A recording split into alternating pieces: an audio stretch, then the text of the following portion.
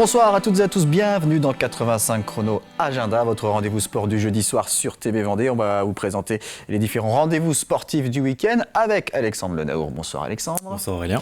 Mais on va aussi vous présenter dans cette émission un tout nouveau sport qui a débarqué en France il y a seulement quelques années, qui est en train de se développer dans quelques clubs vendéens et notamment au tennis club de la Gaubretière, c'est le pickleball. Pour nous en parler, Jérémy Dufour, président du tennis club de la Gaubretière. Bonsoir. Bonsoir. Et à vos côtés, Romain Ferreira, joueur de pickleball entre autres. Bonsoir. Bonsoir. On parle de pickleball dans quelques instants. Vous allez nous expliquer ce que c'est, comment ça se développe, les rendez-vous qu'il peut y avoir dans la saison. Mais avant cela, Alexandre, on va s'intéresser à l'actualité sportive de la semaine. Il y a eu pas mal de petites choses qui se sont passées ces derniers temps, et alors, notamment du côté du club de handball de La Roche-sur-Yon. Il y a du mouvement au sein de l'équipe première féminine. Et oui, effectivement, le coach de l'équipe première du RVHB, Petr Liviu Bourileanu, était démis de ses fonctions. C'est Ophélie Charbonneau, jusqu'ici en charge de l'équipe réserve, qui va reprendre les rênes. Une décision du bureau directeur du club entérinée en début de semaine, annoncée il y a quelques heures. Le coach roumain a bien fait les frais des mauvais récents résultats du club. 4 défaites sur les 5 derniers matchs. Le RVHB est 11e sur 13 en National 1. On va parler Ring Cocker. Vous savez, l'équipe première du Pour et Survie en National 1 a arrêté sa saison.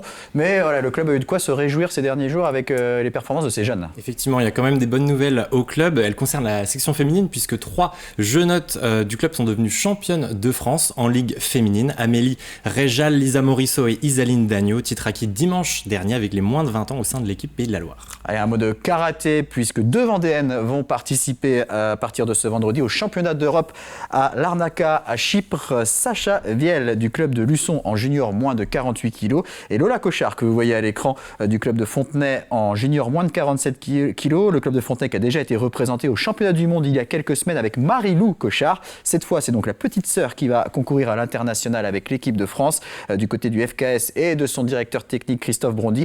L'espoir d'un podium est bien présent, c'est ce qu'il explique au micro de Cyril Guillet. On aimerait bien avoir au moins la petite médaille. Et en même temps, pour Lola, il ne faut pas trop penser à ça. Il faut vraiment qu'elle se concentre sur cette combativité et l'envie de se battre avant tout et de les battre toutes. Et bien sûr, il y aura le résultat au bout du compte. Mais si elle se concentre trop sur le résultat, elle pourrait se crisper et être moins combative et moins performante. Donc il est important qu'elle prenne du plaisir sur le tapis et qu'elle s'exprime totalement en se détachant de cet enjeu. Si elle le fait, elle a de grandes chances de résultat. Début de la compétition ce vendredi, et en cas de qualification pour la finale ou pour une 3e place, ça se passera dimanche. Le pickleball, c'est l'heure maintenant de découvrir cette nouvelle discipline. Alors, on est sur du mélange de tennis, de padel, de badminton, de tennis de table. Ça se joue sur un terrain de badminton avec un filet de tennis. Des raquettes, on y regardera tout à l'heure, qui se rapprochent fortement de celles du padel. Jérémy Dufour, président du club de la Gaubretière de tennis. Est-ce que j'ai bon jusque-là? Tout est bon. Alors, c'est vraiment une synthèse de grands sports en croissance. Donc, le badminton pour sa surface de jeu. On connaît qu'il y a beaucoup, c'est un sport qui explose également en France. Donc, derrière, on est content de pouvoir avoir les badistes qui viennent voir au pickleball. On est sur le tennis parce qu'on a le filet de tennis qui départage les 2 zones de jeu. On est également sur le côté que vous voyez à l'image comme maintenant, le côté également paddle, où on retrouve la raquette qui ressemble fortement au paddle. Et on a également le côté entre guillemets la synthèse du tennis de table pour la prise en main de la raquette qui permet une facilité. On a la main qui est très proche du tamis et donc très très facilement, c'est un sport qui est très accessible à tout le monde, pas de douleur. On n'a pas d'arrêt brutaux durant les échanges, donc pas de douleur, très facile, intergénérationnel. Il n'y a aucun âge pour pouvoir jouer. On peut jouer les anciens contre les jeunes, les filles contre les garçons. Donc c'est un sport pour tout le monde. Oui, parce que Romain, la particularité donc, notamment de ces balles, on va peut-être pouvoir les voir de plus près. Et donc les raquettes, c'est que le jeu ne va pas si vite que ça. Il n'y a pas d'échange trop puissant. Ce qui permet du coup d'attirer toutes sortes de publics. Voilà, c'est exact. Comme la balle, elle est trouée, il faut mettre vraiment pas mal de puissance pour pouvoir essayer de la faire avancer et elle va pas très très vite, donc pour les enfants c'est très facile de pouvoir la renvoyer assez facilement et même en termes de volée, comme on doit se situer à plus de 2 mètres du filet pour pouvoir faire une volée, parce qu'il y a une règle, on n'a pas le droit de faire de volée à moins de 2 mètres 13 du filet, du coup on a forcément plus d'échanges et on a plus de jeux en moyenne, donc c'est vraiment cet esprit de combattre pendant vraiment pas mal de temps pour gagner son point. Alors c'est un sport qui est né aux États-Unis dans les années 60 déjà, il y a quelques temps. En France, par contre, c'est arrivé en 2014. Il y a une association qui a été créée en 2018 pour un petit peu réguler tout ça, organiser un petit peu tout ça. 400 joueurs licenciés en France, donc ce qui est assez peu. En Vendée, ça commence à arriver dans différents clubs, Chantonnay, Palluau, Batignolles, Notre-Dame-de-Mont. Et donc la Gaubretière, comment le pickleball est arrivé à la Gaubretière? Alors c'est très simple. Nous aujourd'hui on voit que le club a un peu de difficulté après le Covid à remonter. On est sur un sport qui est très long au niveau d'apprentissage, au niveau du tennis. Et donc on cherchait une solution de croissance pour essayer de sauver notre club.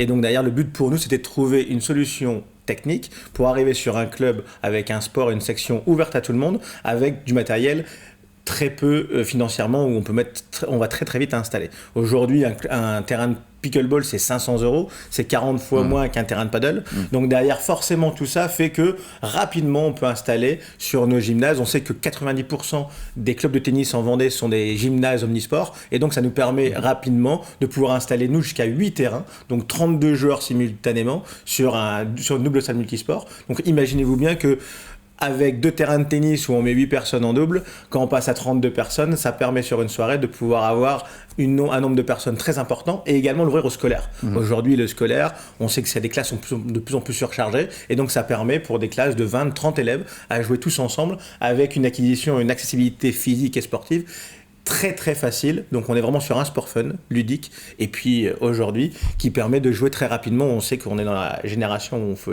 il faut tout de suite jouer très vite et tout de suite. Et ben c'est vraiment le pickleball est fait pour ça. Donc c'est vrai que le but pour nous, bien évidemment, c'est pas que le faire à la Gaubretière. On lance le projet à la Gaubretière. La S2J s'est montée pour justement faciliter l'achat du matériel. Donc des grandes marques sont venues nous rejoindre pour pouvoir distribuer du matériel en France parce que c'est un sport qui vient des États-Unis et très peu de matériel sont encore dans nos magasins sportifs en France. Et donc là, on arrive maintenant à avoir une stratégie avec une entité, la S2J, qui s'est montée pour valoriser et le pickleball et le paddle. Et donc là, on est là pour vous présenter ce sport aujourd'hui qui est en pleine croissance et qui est le sport avec la plus de croissance au monde aujourd'hui. Donc derrière, on voit bien qu'il y a une importance demande mondiale. Aujourd'hui, c'est 8 millions de joueurs aux États-Unis et on voit bien que des grandes stars comme LeBron James ou alors Monsieur Durant qui se sont lancés dans leur équipe spécialiste de pickleball. Donc on voit bien qu'à l'heure d'aujourd'hui, ça va attirer également les jeunes avec des stars comme LeBron James qui s'est lancé dans le pickleball.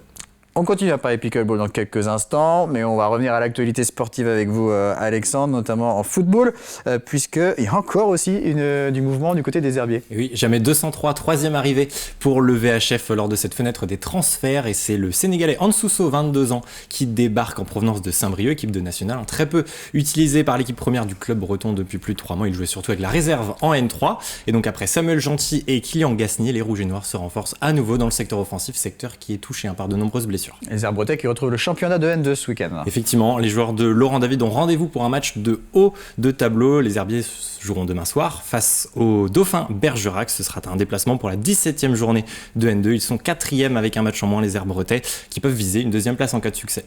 Alors on va s'intéresser aux autres championnats de football, notamment à National 3, avec La Roche Vendée Football, où il y a une autre actualité qui a animé la semaine, c'est le terrain de Henri Desgranges. Et oui, les derniers jours ont été mouvementés du côté de La Roche VF. Premier acte le week-end dernier, bien après le match contre Laval, le président de La Roche VF a dénoncé par communiqué l'état calamiteux de la pelouse Henri Desgranges. Christophe Chabot évoque un champ de patates. Pour rappel, le stade est aussi utilisé par le club de rugby du FC Lyonnais. L'acte 2, c'était hier après-midi, nouveau communiqué et décision radicale. Cette fois, le club va délocaliser ses matchs et devenir itinérant en Vendée. Concrètement, eh bien, en l'état actuel des choses, plus aucun match ne sera joué à Desgranges. Christophe Chabot annonce que la rencontre du 11 février face à Vertou aura lieu à Montaigu, la prochaine à Luçon. Le club précise tout de même conserver toute sa confiance vis-à-vis de la ville de La Roche-sur-Yon. Cette décision permettant de, je cite, disposer plus de temps pour trouver des solutions à suivre donc. Et en attendant, on va jouer ce week-end en National 3. Effectivement, plusieurs matchs sur les terrains vendéens ce samedi à 18h. Chaland reçoit Beaucouzé. Pouzauges et Fontenay accueillent respectivement les équipes réserves de Laval et du Mans. À 19h, La Roche ESO affronte Sablé. Puis à noter dans cette 14e journée les déplacements de La Roche VF à Saint-Philbert et du Poiret-sur-Vie sur le terrain de Changé. En D2 féminine, derby ligérien au programme. Dimanche après-midi, La Roche ESO se déplace à Nantes. Les deux équipes sont à égalité de points et s'accrochent pour le maintien. En handball, le PVHB retrouve samedi soir la salle de l'Étoile. 15e journée de National 1 masculine pour les Pouzzogers avant-dernier qui affronte Rosé 6e au classement. En National 2 féminine, place à la 13e journée. L'équipe de La Roche-Vendée handball se frotte un gros morceau. L'équipe de Celles-sur-Belle, leader invaincu, 12 succès en autant de rencontres, affiche à suivre samedi soir à la salle Omnisport. L'équipe 1 du RVHB sera elle en déplacement à Angoulême pour la première d'Ophélie Charbonneau sur le banc. Du côté de la Nationale 3 féminine, une 14e journée, un match pour encore entretenir un infime espoir de maintien. Bonne dernière, les Herbretaises reçoivent Bléré juste au-dessus au classement, rendez-vous 21h à la salle du Donjon. Et puis en rink hockey, avant le match retour en Coupe d'Europe face à Caldès, la Vendéenne retrouve la Nationale 1 élite. Les Lyonnais 6e affrontent Saint-Sébastien-sur-Loire. 2 places plus loin au classement, ce sera samedi soir à l'Angélemière. Merci Alexandre. D'autres rendez-vous à venir dans quelques instants, mais on va reparler donc du pickleball avec nos invités Jérémy Dufour, président du tennis club de la Gaubretière, et Romain Ferreira, donc joueur de pickleball. Alors expliquez-nous un petit peu votre parcours, Romain. Vous êtes ancien joueur de tennis haut niveau, et puis vous êtes mis au padel, puis au pickleball, que vous avez découvert, vous, aux États-Unis, le pays d'origine. C'est exact. Alors, c'est plutôt tennis, pickleball et ensuite padel. D'accord. Mais, donc, je suis parti aux États-Unis pour principalement le tennis, pour jouer pour les universités américaines, donc avec une bourse athlétique. Et donc, ce qui m'a beaucoup surpris, c'est de voir un nombre conséquent de terrains de pickleball dans les clubs de tennis où on jouait. Avec l'équipe, et vraiment ça a été j'ai commencé à découvrir ce sport, à y jouer avec des copains, et puis donc j'ai vraiment trouvé ça assez sympathique, et on faisait des parties, j'ai fait quelques tournois, et voilà. Donc quand Jérémy m'a parlé du fait qu'il voulait lancer un club de pickleball, je dis je connais très bien ce sport, j'ai déjà vécu ça pendant un petit moment aux États-Unis. Donc voilà, et c'est vraiment quand je suis rentré en France, donc en 2020, que j'ai de nouveau joué maintenant au paddle. Je jouais un tout petit peu avant, quelques années avant, et je me suis vraiment consacré au paddle, et également maintenant au pickleball avec Jérémy. Avec un niveau très intéressant au paddle quand même, vous avez un bon classement aujourd'hui 330 Français. D'accord. À l'heure actuelle. Et j'espère monter, on va se mentir, faire quelques tournois. Alors justement, en parlant de padel, on a dit tout à l'heure que les raquettes de padel et pickleball se ressemblaient. On va peut-être les prendre pour justement les comparer. Alors qu'est-ce qu'elles ont en commun et en quoi elles se différencient quand même? Alors déjà quand même au niveau de la forme. L'aspect commun du padel, c'est surtout que la main est très proche du tamis. Donc derrière là, on voit que ce soit au pickleball, ou là vous avez padel, une raquette de pickleball. Pickleball, balle de pickleball, la main est très proche du tamis, ce qu'on retrouve également au padel. Au padel, on a la main très très proche du tamis. Donc c'est vraiment ça qui va rassembler. Après, la différence également sur la taille de la balle, on est sur une balle de tennis qui est dépressurisée et une balle de pickleball, donc on est à peu près sur la même longueur d'onde sur la taille du projectile. Et après, derrière, c'est le poids, où là, derrière, forcément, le pickleball est une raquette très légère, on est à 220 grammes, alors que là, on va être sur du 300, 350 grammes, avec une balle de tennis qui est 4 fois plus puissante et plus lourde que la balle de pickleball. Donc, on a quand même une différence par rapport au matériel. On va dire que l'avantage du pickleball, c'est que derrière, c'est vraiment un sport qui est fait également pour que les gens qui sont des anciens joueurs de tennis, qui ont eu un tennis elbow, des anciens joueurs de badminton qui ont un problème de cheville, ou des joueurs de paddle qui ont des problèmes articulaires par rapport au jeu de vitre, et ben derrière on est sur le sport idéal où vraiment on n'a aucune douleur quand on joue. Donc derrière on invite évidemment tout le monde à pouvoir venir découvrir tous les lundis soirs de 16h30 à 22h gratuitement. Vous avez 3 séances d'essai gratuites au sein du tennis club, donc rue du Stade au complexe des Tourelles. Donc n'hésitez pas.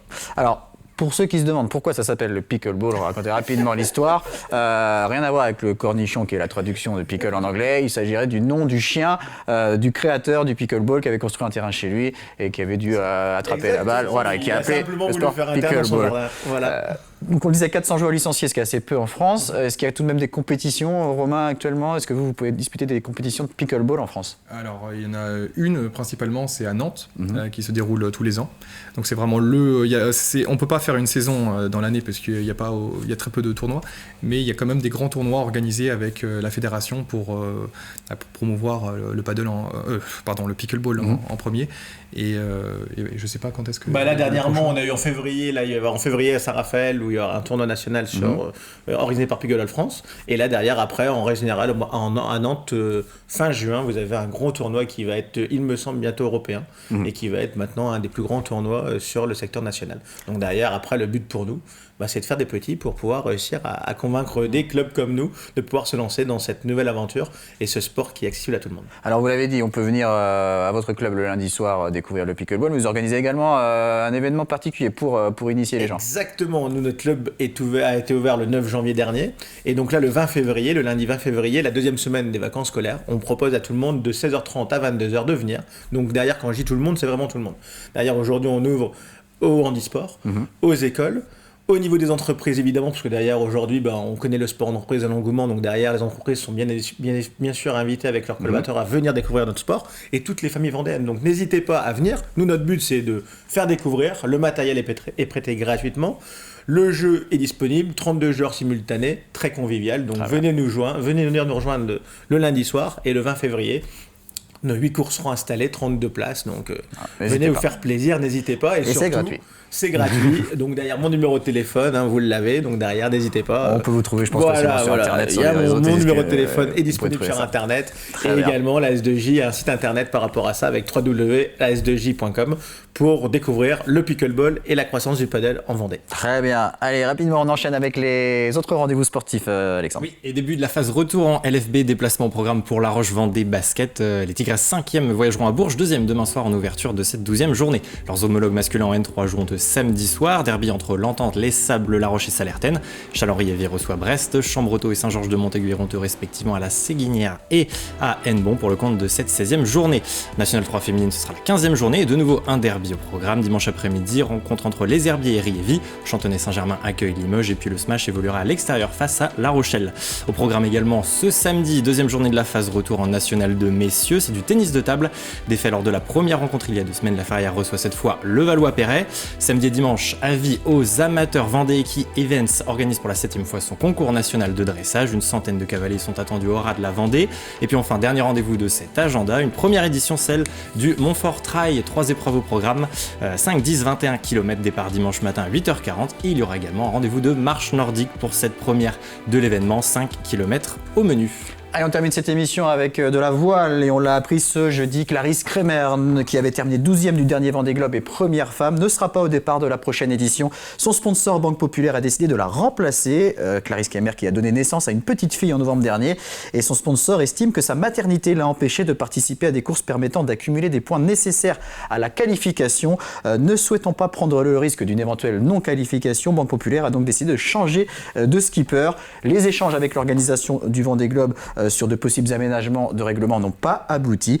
Clarisse Kremer, sous le choc, a déclaré, je cite, « Force est de constater que les règles choisies par le Vendée Globe interdisent à une femme d'avoir un enfant ». On termine rapidement, Alexandre, avec la Golden Globe Race. C'est terminé pour Simon Courven, le leader. Oui, la nouvelle est tombée lundi soir. Son bateau a été pris dans des vents violents vendredi dernier. Résultat, son régulateur d'allure est hors service. Il va donc maintenant se diriger vers les côtes chiliennes au nord du Cap Horn pour essayer de réparer. Il essaiera ensuite de repartir, mais il sera hors course, hors du classement général. En tout cas, il appartiendra à la classe Chichester et c'est donc désormais Kirsten Neschaffer qui fait la course en tête parmi les 4 derniers skippers de la course. Jérémy Dufour, Romain Ferreira, merci beaucoup. Merci à vous souhaite un bon développement du pickleball à la Grosbotière et en Vendée et partout en France. 20 février, si vous voulez découvrir cette discipline. Merci Alexandre. Merci Aurélien. Et merci à vous de nous avoir suivis. Très bonne soirée à tous.